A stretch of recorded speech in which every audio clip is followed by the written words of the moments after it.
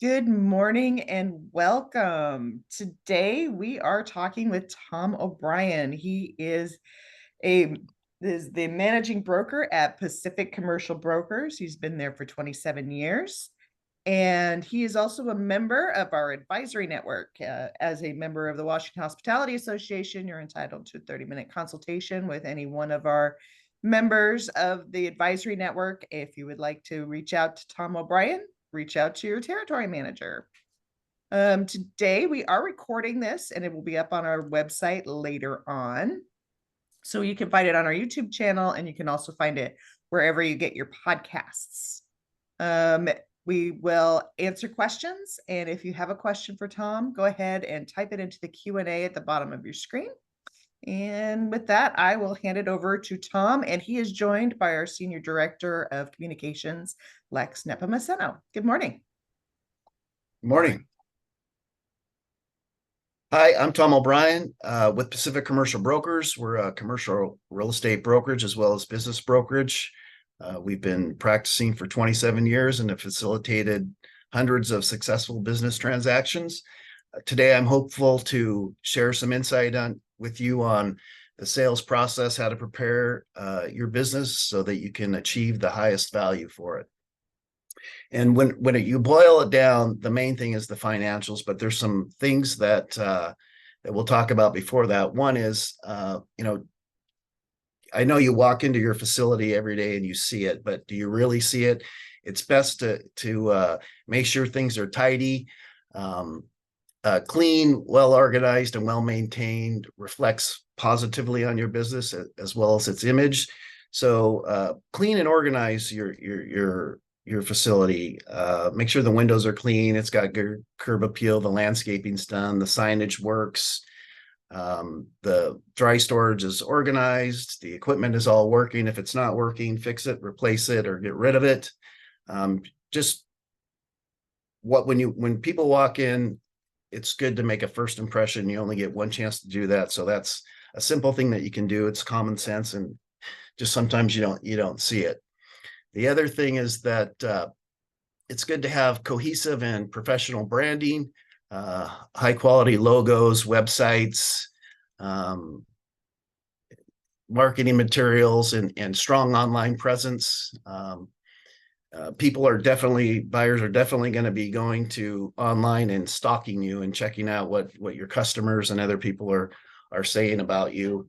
So it's good to keep up on that and keep the content relevant and updated as much as possible. But what it really boils down to is these buyers are going to come in and they're going to be asking for sensitive information. And you want to not share it with people who have no capacity to buy it. So I always recommend that you have prospective purchasers sign a non-disclosure agreement or some type of confidentiality agreement. And then just interview them. What is your experience? Have you owned a restaurant in the past or a business in the past? Have you worked in it? Where do you live? Do you own a home? Just kind of try and find out how they intend to finance it. There are financing conduits that we can talk about, but if most buyers are going to be honest and sincere with you, but there are some that can pull wool over your eyes. So it's just good before you share all that sensitive information to kind of know who you're dealing with. I guess that like I said, the main thing is the financials, and some of the pitfalls I see with businesses' financials is that they combine their personal life with their business life. So their home utility bill is paid through the business and it's reflected under utilities expense item. You want to try and separate that, because every dollar that we can get to the bottom line is going to equate to roughly $2.50 in the sale price. So the more you can separate your life, your personal life, from your business, you're going to be able to maximize the value. It's all right to run a car payment through the business because we can add that back. We'll recast the numbers and add those things, or discretionary expenses. You can run your cell phone. but don't be buying your household groceries or your utilities or other personal items in your business. It'll benefit you in the long run. Um, with the business, what what I would like to do is share kind of how we look at creating value. So I'm going to share screen here. Here's a mock tax return I did. So essentially, we've got million one in sales, COGS are 320, so we got 780 in gross profit. And when you see if we look at sellers discretionary earnings. So if you're taking $80,000 out through a payroll or a paycheck, and you're not working a shift in the business, you're more general manager, doing administrative tasks. I'm going to add that back to the bottom line. If you're grinding 60 hours a week and working shifts, I can't add all that back, but I can add some of it back to what it would cost to replace you. Other typical add backs are interest expense, depreciation expense. If you're paying health insurance for your family and some of your employees, we can add back some of that. Then of course we have the profit. And then if you look at this represents a corporation, an S corp. So they're similar if you're a partnership LLC, or if you're a sole proprietor, it'll be on Schedule C. But similar layout. When it comes to the other deductions, line 19, those usually show up in another supplement to your tax return. You can add back amortization. Again, this particular person was charging their car through there. You can add back your meals. I mean, you could you're going to go out and eat, so that's a legitimate. You can use it as research and development, and then travel. So what we do is we take those highlighted items and we recast your numbers. So we come in and we here with ABC Inc. We have sales, cost of sales, all these numbers match all the way to the bottom line, and then we make adjustments. So in this particular case, the owner may have worked there 20 hours a week. So we allocated $30,000 to replace his salary, interest, depreciation, or just standard add backs. Even the banks will add those back too. The banks will add back all of these actually. And then employee benefits here, I just added back 10,000 to cover the owner and his family's cost of the health insurance, because the new owner is not going to incur the cost to insure you once the business is sold. We got amortization. We added back the truck, meals, and travel. So we have total adjustments of 112,000. And we just got the seller's discretionary earnings up to 130. So the operating income was only 18, but by the time we recast these numbers, really the seller's discretionary earnings, or the benefit, is 130,000. That's how anyone will look at this, the banks, and it shows what a buyer's going to get for paying you for the money that you put in. I hope that makes sense to everybody. Tom, Yeah. Tom, how far back can you go? Because obviously some of the businesses that you're dealing with, they're family businesses, and they've gone back 10, 20 years or so forth, and they've been doing it this way for a long time. Do you have to redo all of their financials going all the way back to the business's inception, or is there a 5-year period? Because again, a lot of the business owners, they'll have their car payments covered, as you mentioned, through this, and other expenses, cell phones, internet. But to get that ideal number that you just described there, how far back do you have to work with them to reconstitute those numbers to make it sellable? Yeah, most people want to see 3 years of tax returns and then a year to date. So depending on where the year falls, if it's March, then 3 years tax returns. If we're looking at September, October, November, they'll want to see 3-year tax return and a year to date. I mean, the other things that you can add back are, if you replace the compressor on your walk-in cooler and you expense it, it's a one-time expense, it's non-reoccurring. So I would add back things like that. So if you can keep receipts and things like that show that you just made that that investment into your facility, it just helps them understand that money is there that they can use to put in their pocket or service debt, or that's part of the income that they'll receive. Now, you mentioned tax returns for previous years. A lot of times businesses, as you know, want to minimize their tax liability. And so they put a lot of expenses in there. Is part of the process when you give them the tax return, or when they submit the tax returns to the potential seller, and then you do the last year financials, if there's a big delta between those numbers, do you also have to do the kind of the real number numbers for the previous years that the tax return showed, you know, profits of nothing or very little, because they wanted to add a lot of the expenses there so that their tax liability is minimized? Yeah, I mean that's common. People want to show as little as possible, but with the recast, you're able to, if you can justify, like with receipts that the compressor was replaced, you can justify those and add those back to the bottom line. That the car payments are no problem if they're there. Cell phones are no problem. The health insurance, it's things that get commingled, like utilities, and if you're taking food home. Or we had one client that was fond of wine, so she was drinking roughly $18,000 of wine a year, really good wine. But it's hard to show that, and if you can't prove it, buyers are going to have a hard time paying for it.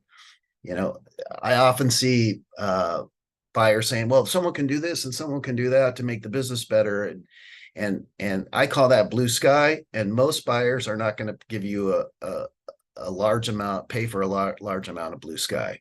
If it's that easy to do, go ahead, execute it, make the money, and then I'll pay you for it. They don't want to pay for your idea. They want to see what they're getting. So when push comes to shove, the most previous year's numbers that you're going to be working with them on, that's the most important. Yeah, I mean the last 2 or 3 years, recently we've dealt with COVID, and we look at 2020 as an anomaly year. So recently we asked for 4 years because we wanted to see how 19 performed. 20 was COVID, it was an anomaly. What we wanted to see is things starts bouncing back in 21, and then see 22 at or exceeding 19 numbers. That looks really well, works really well too. Some of the pitfalls that you may run into are when it comes to selling your business as your landlord. So it's always, I think, best to have some lease term or at least options on your lease. If you don't have any lease term, no one's going to pay for it, but it's going to take them at least 3 years to get their money back, and then they need some time to make profit after that. For their investment. So if you're right, a lot of people say my lease ends in a year, I want to be out when my lease is done. They don't have any options. You hope that your landlord's going to be a cooperative and give someone a new lease. And when that usually happens, they want to start raising rent. And then when the rent goes up, then it pulls out of the cash flow and it reduces the value of the business. Some landlords are great to work with. Others can be tough. And we recently worked on a deal where the landlord said, well, the seller's getting 400,000. What am I getting? And we ended up having to give him $40,000 to get him to assign the lease and give us some term. So there's good, bad, and evil, in my opinion, when it comes to landlords. You just it's best to have some term or at least some options. And then most landlords are going to want to keep the seller on the lease. And I kind of see it from their perspective. Say you've been there for 15 years and you've paid rent on time, been a good steward of the property, and now you want to sell your business, and this new guy's coming in and the landlord knows nothing about him. So it's a little bit of fear of unknown. And so to hedge the landlord or entice them to do it, oftentimes they'll ask the seller to stay on the lease.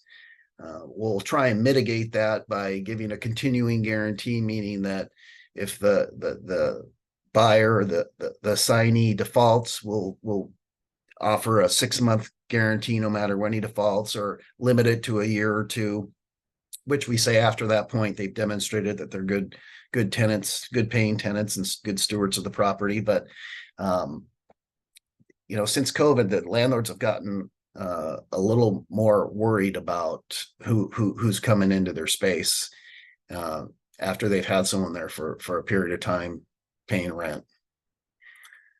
The other thing that is sometimes tough is financing. The smaller price businesses, there's people walking around with $100,000, but when we get up into the bigger tickets, most people seek SBA financing. SBA is still funding these deals, but the interest rate is prime rate plus 2 to 2.75. So we're pushing 10-11%. And what that does is when the debt service is so high, it puts pressure on pricing. If you have someone with cash that's ready to step in, you may be open to discounting a little bit to entice that person to take it, because it makes it easy.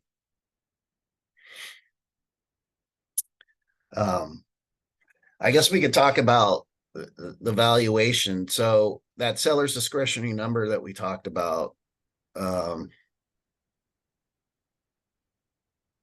this number right here, which is 130, that gets plugged in. Most buyers are looking to buy at a multiple of seller's discretionary earnings, and that number can range from 2.25 to 3 times for multiple location, multiple unit opportunities. There, it could go as high as 3.5 times cash flow.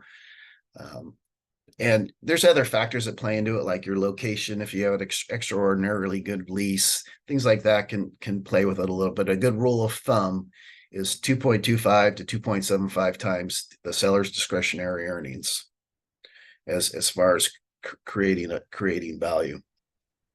So Tom, if the business owner of this property, based on this discretionary earnings, they would expect to get between $300,000 and $400,000 basically for this type of business? Yes, I think that's very accurate. Yeah.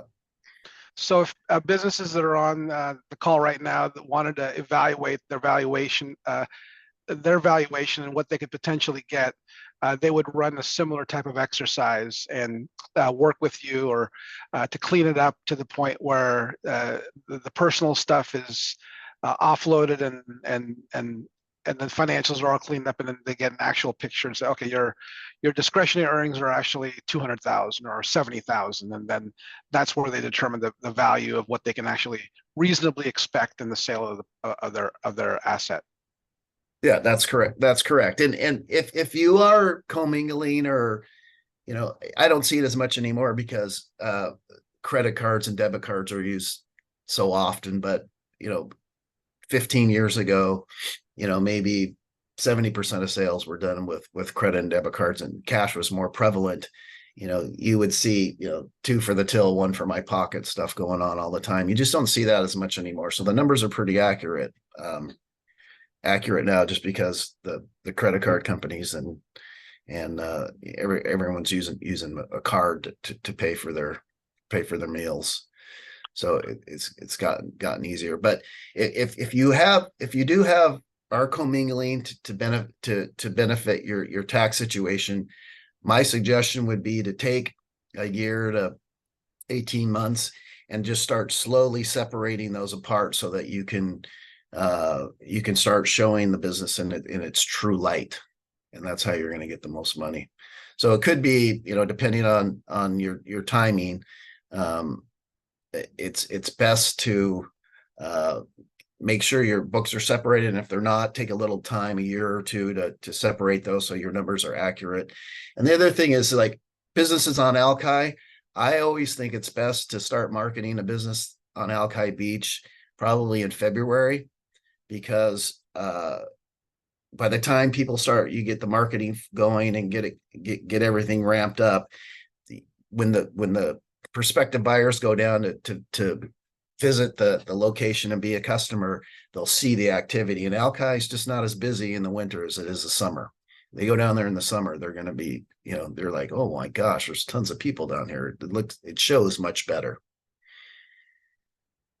I have a question from the audience. If you've just got through a significant remodel and nearly all equipment is new, how do you factor that into the value, knowing you won't be replacing big ticket items in the near future? We could probably add back some repairs and maintenance costs. Unfortunately, restaurant equipment, you buy it new and it's, a year later, it's worth 25 cents on the dollar. But we could probably make a small adjustment because your repairs and maintenance costs are going to be significantly less if everything's new.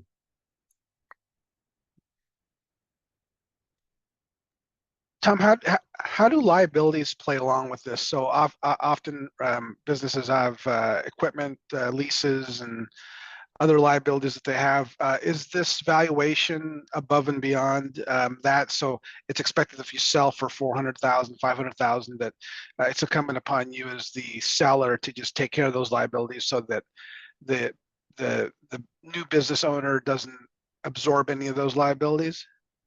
Yeah, I mean, for the most part, yes. Any loans, things like that aren't assumable. However, if you have a contract with Comcast or you have a lease agreement for your POS system or your dish machine or ice machine, those will typically transfer. But any larger debt will need to be paid at closing. If you have an EIDL loan, that was a loan, and typically the SBA, not always, but a lot of times the SBA will file a lien. So when you do sell the business, we typically run through an escrow attorney, and his job is to ensure that the buyer gets the assets delivered to them free and clear of liens and encumbrances.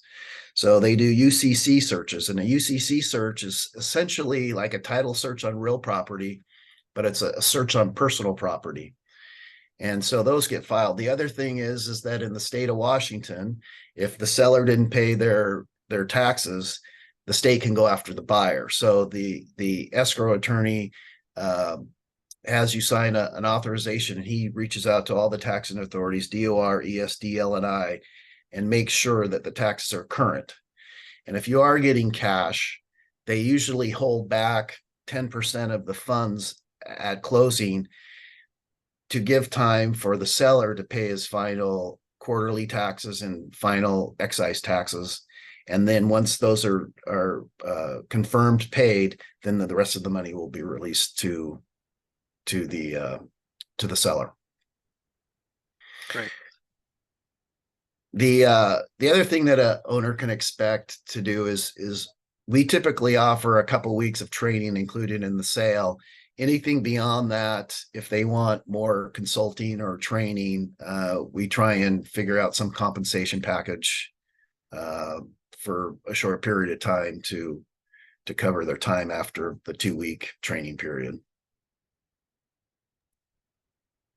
All right, we have another question. If you are debt-free and willing the owner finance, how are some of the smart sellers structuring those deals since SBA rates are so high? Good question. We are doing a lot of seller financing right now. We suggest a minimum of 50% down. You have to remember that there's really no collateral. Your collateral on these deals is a security agreement, which secures refrigeration, cooking lines, and things like that. So if someone fails, you either need to have the right to re-enter the premises and fire it back up and get paid again. And I've had this happen a few times, not very often, but it was a very troubling for a period of 90 days. But the 3 people that I remember it happening to said it ended up being the best thing that happened to them, because they just turned the business back around and sold it again. But if there's really no collateral. So if you are carrying a note, what I always prefer to do is incorporate, it's called a cross default clause, meaning that if the tenant or the buyer defaults on the lease, he also defaults on your note. And if he defaults on the note, he also defaults on the lease. That way you can go back in there and recapture your equipment and fire it back up and get it going. Because if he doesn't pay the rent, you have nothing, right? There's just nothing there. So we try and utilize a cross default clause so that and make sure you have the right to reenter in the event of a default by a buyer. It doesn't happen often. You usually see the writing on the wall where the payments start coming in slow.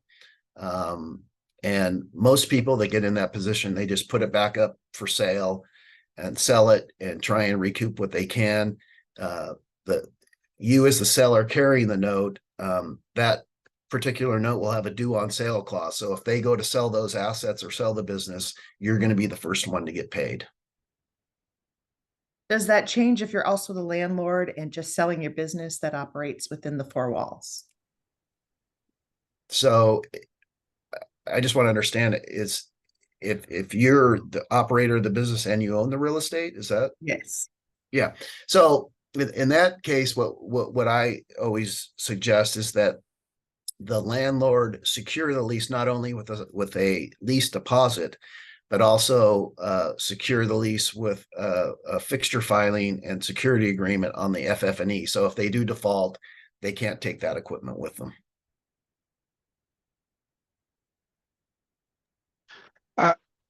Tom, you probably deal with a lot of buyers who have had businesses for dozens of years, and it's their baby that they grew from the beginning, and so you have these brands that have been around for 10, 20, even longer. And then when they eventually decide to sell, there's probably some sentimentality there, mostly related to the brand itself, the name of the company, the logos they've created, the recipes that they have. How much of a premium can a seller expect that adds to the eventual valuation? Because so far we've gone over the hard numbers financials, so that based on that the tax return that you went over, or the financials that you went over, that it doesn't matter if you've been in business for 5 years or 50 years. Is there some equity that the owners can expect or that they could add on to, because this is a 30-year company, and is there value to that reasonably that sellers can expect? Yeah, I don't think people pay much of a premium for it. I mean, it's really about the dollars and cents. I think it's a good thing if someone's there for 30 years and they have good long tenured employees and the customers know those people, and it just helps solidify the value that you're asking for it and why your sales are where they're at. And the profitability is where it's at. But I don't see people paying a lot for the IP and stuff like that.